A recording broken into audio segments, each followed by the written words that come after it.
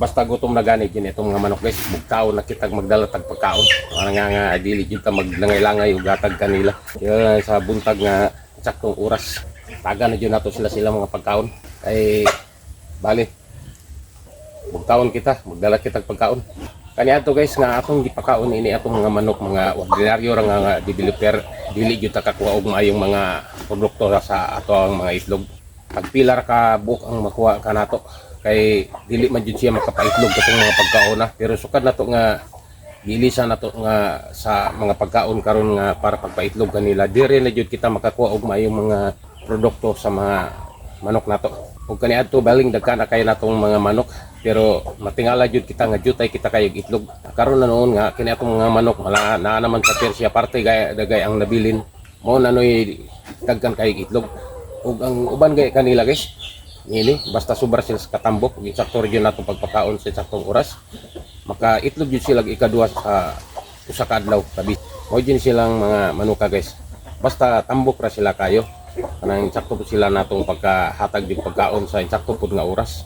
Mo din na akong nakita nining mga manuka nga may jud siya kayo ang atong pagkaon nga gihatag kaniya. Ug kining mga pagkaon na guys, mo kini gigamit sa mga poultry, mga white leghorn ng mga manok. Mao kini ilang gipakaon, ug mao kini nakahatag og produkto kanilang maayong mga itlog adlaw-adlaw. Kay dako kayo biya katong mga ordinaryo nga pigs. Barato man tuod kato siyang mga pagkaon na guys, pero alakan si pud noon kita. Kay garaginot kita sa barato, garaginot kita ron kita makatipid, pero madagintan noon kita. Kay di man kita ka produkto og daghan kayong itlog. Alakan si manon kita. Ya kadaghan pa sa atong mga manok, kansi jud kita nga daghan atong gipakaon. Karon na noon nga medyo jutay na kayo atong mga manok, kay daghan magkain ini mikumpra. Makakuha na jud noon kita sakto yung mga itlog. Bisan usara tungod ka 3 o sobra gamay, pero okay na kayo kay jutay mapud kay atong mga manok karon. Karon na pud katay gipatubo nga mga breeding natong bag-o nga piso. Amo na pud kay na atong additional nato ini atong mga manok natong gaitlog karon para pun maka ubay-ubay jud kitag mga produkto sa adlaw-adlaw natong itlog kanila. Makakuha jud kita og mayong produkto. Ug daghan man mutana kun unsa pagkaon natin atong gipakaon kani hagling kini siya guys, hagling mas para jud kini pagpaitlog sa mga manok.